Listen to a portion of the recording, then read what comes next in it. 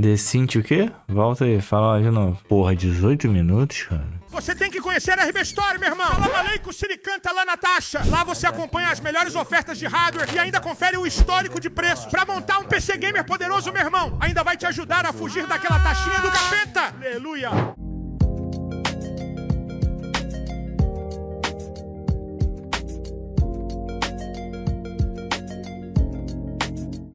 So, back in the 80s and 90s, computer didn't have enough processing power to play music. So how did music from old video games work?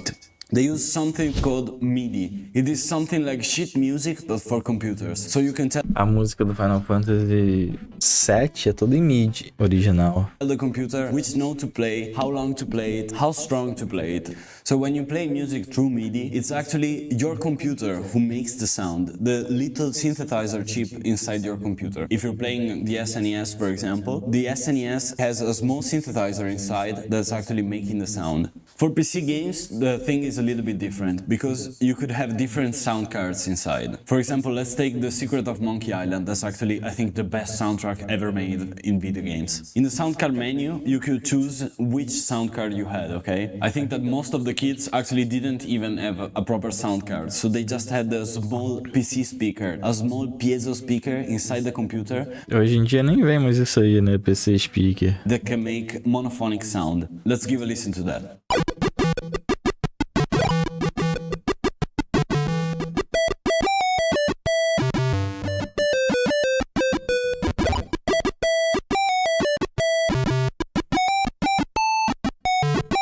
It's actually amazing that a Eu usei o computador com som assim durante bastante tempo. really small Ué, você não pegava essa porra, não? Depois tinha um monte de placa de som, né? Tinha... A Sound Blaster era mais famosa, mas tinha... Agora eu não vou lembrar o nome das outras. Tinha uma porrada, cara. Tinha uma porrada. Ele deve mostrar aí, eu vou lembrar. because it's actually monophonic, so it's just pretending to play more than one note at a time. It's giving all it has. So if you had a little bit more money, you could afford a Sound Blaster, the most common sound card from Eu tive uma Sound Blaster 16. ERAM. There's an actual intro in this. There's not with the PC speaker.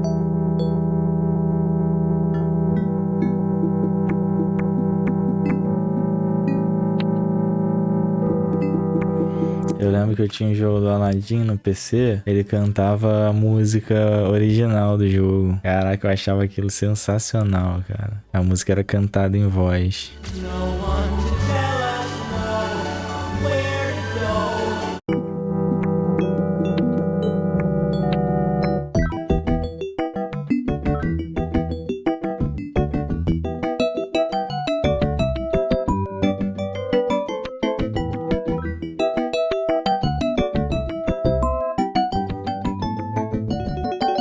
Okay, this sounds amazing. But there is one extra option in the menu that kids from the 90s didn't even know what it was. The text on it was MT32. It's actually a professional Roland synth that was Tinha Roland. super duper expensive, so none of the kids could actually afford it. This Roland synth is the actual instrument that the composer of the original soundtrack used to compose the music of the game. And it sounds something like this.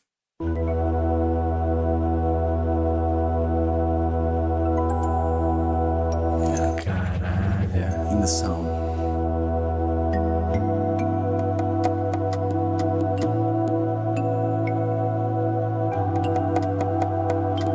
Caralho, que maneiro, né? Vocês sabiam que o Michael Jackson compôs as músicas do Sonic 3, mas ele não quis ser creditado, primeiro por causa daquelas acusações, né, de abuso, e também porque ele não gostou da qualidade do som do Mega Drive na época. Mas a música Stranger in Moscow, que só saiu em 95 no disco dele, é a música que toca no final do Sonic 3.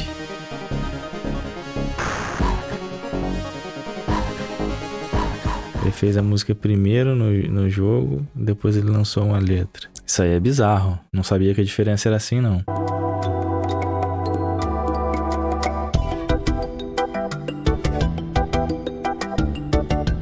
Mas aí depois também teve as outras Sound Blaster, que eram melhor, a 64 e tal, que ela podia fazer mais sons de mídia, né?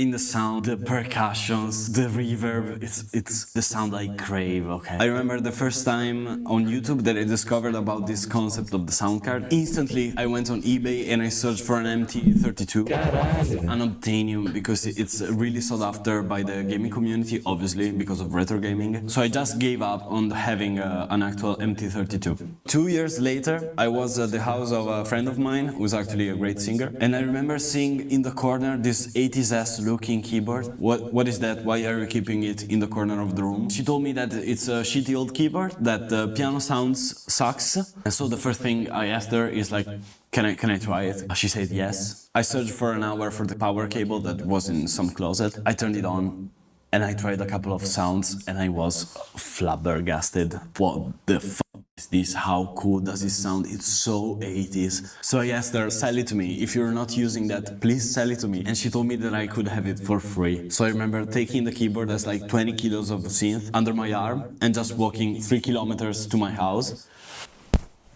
When I got home, I did a little bit of research because the sounds actually were a bit familiar, and I was so shocked when I learned that inside this keyboard, the sound chip that makes the sound is an actual MT32. This is a playable version of an MT32. This is like the perfect thing. This keyboard has so many quirks. It was the first keyboard made by Roland Italy. They just acquired CL, an Italian synth manufacturer. And it was the first synth ever to feature really advanced auto arrangements with high quality professional sound synthesis. And man, the auto arrangements, the thing practically plays itself. But let's give a look at the actual synth.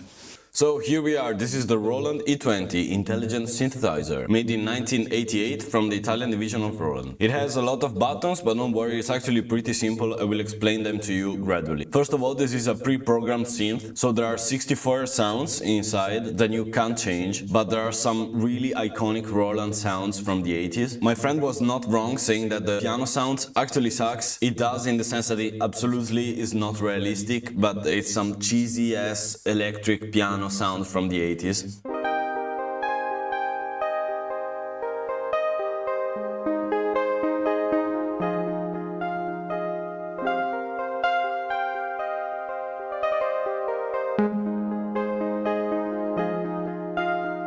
I secretly love this. One of the classics from the era is the Doctor solo.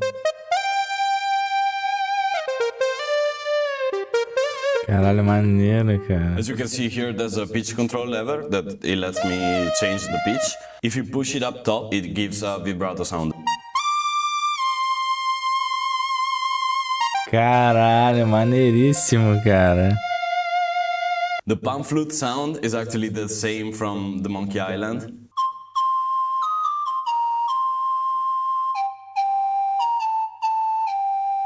It also has a great Hammond sound.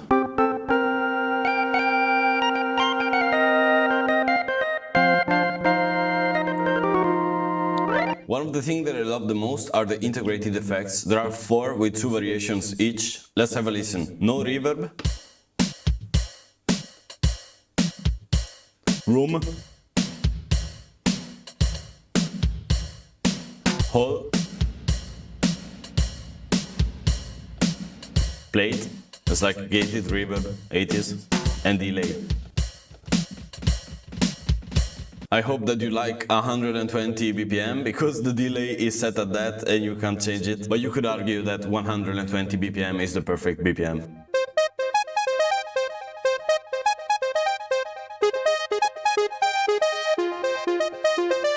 The split button here splits the keyboard in two parts, so I can play bass and lower sound here to play like chords, and the lead sound here. Let's put a fat ass bass and then a Japanese flute in the lower end, so we can have a lot of air in the sound that I really love. And then with the memory button, the chords are going to sustain even when I lift the keys, and it sounds something like this.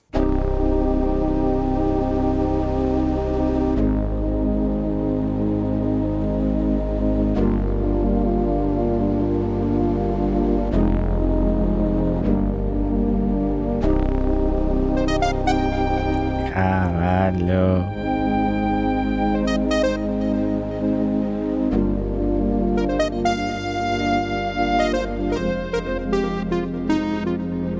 To me, this is the sound of heaven. I'm sure that when I die, this is the sound that is going to play, okay? Another cool feature is melody intelligence. When I press it, the lead sound harmonizes itself based on the chords that I'm playing on the left hand.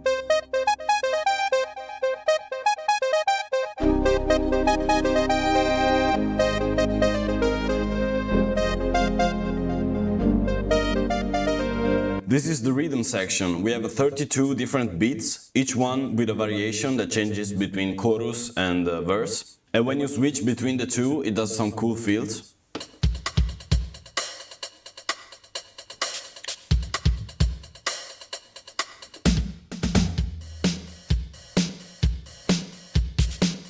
Altogether, it sounds something like this.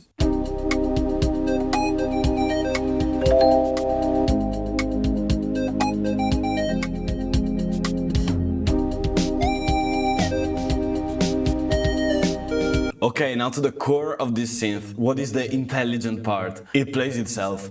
For each one of the 32 rhythms, there are two arrangers with two parts each that play a full-fledged song that you can play along with. And the arrangements are super complex because this was the first to do it, so they have to go all in, okay? I'll turn on the arranger function and press the intro button to start with a cool intro.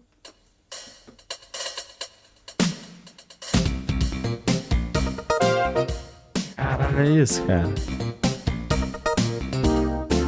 Música de um jogo. Melhor que a música do Ninja Gaiden que a gente viu ontem.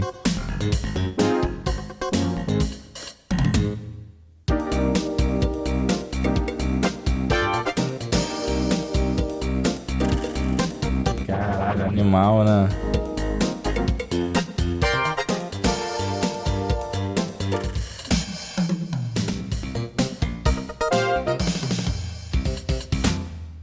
Oh yeah, this was the Funk 2 preset.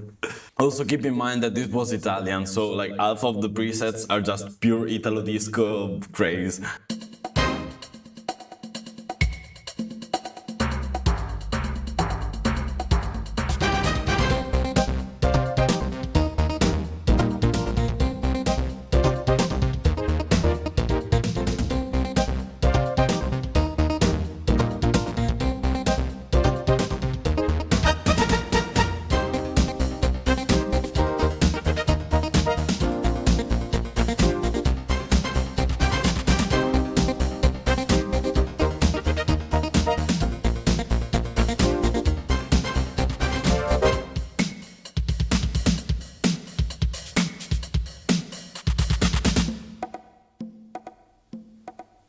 So stupid, so cool.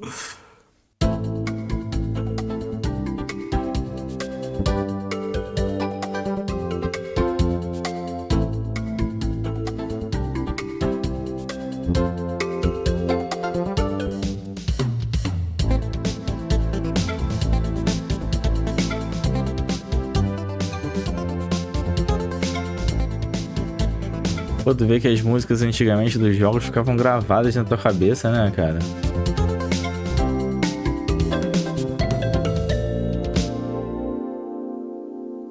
(16-bit 2), they could have called it just Toto, okay?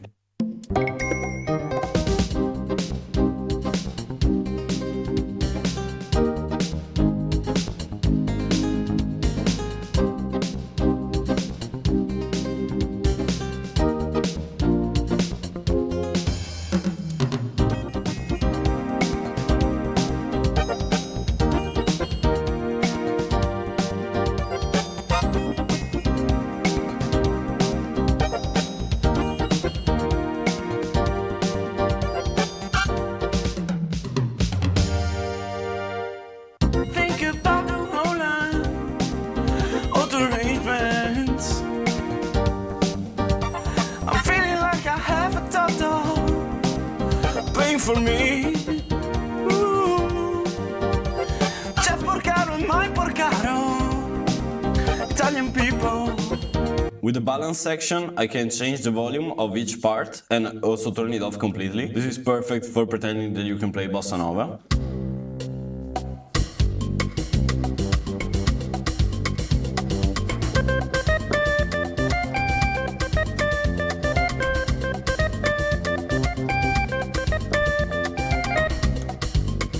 Melody intelligence.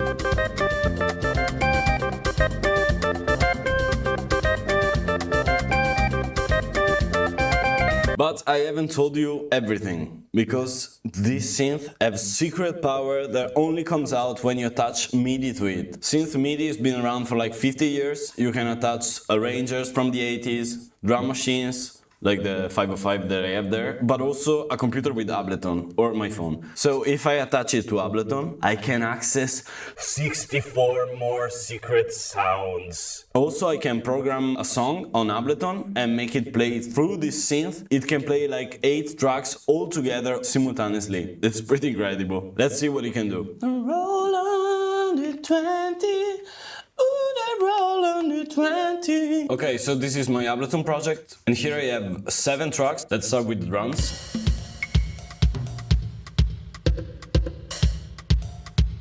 Bass, next.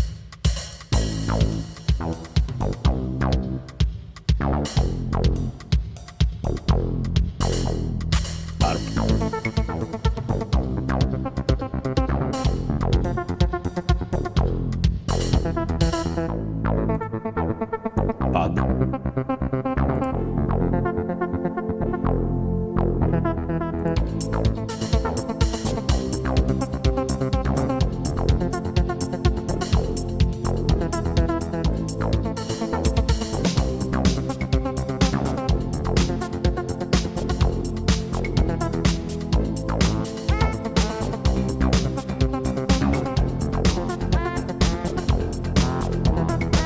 All the sound that you've been hearing is coming out directly from the keyboard. The only thing that I haven't told you about is the card system. There were some really cool looking cards that you could slot into here to add extra arrangements, but I have 0 of them, and they go for around 50 euros each, so I'll never buy them, obviously. And also you have user programs, so I can save all of my settings to a single user preset. For example, when I'm sad and I wanna drum myself in 80s pads, I just press 1 and I'm ready.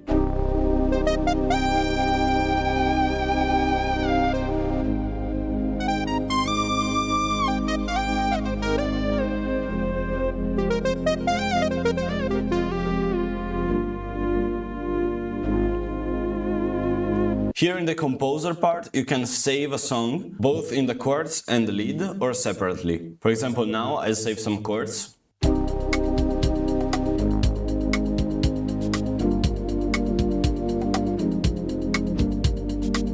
And then I can loop it in the back.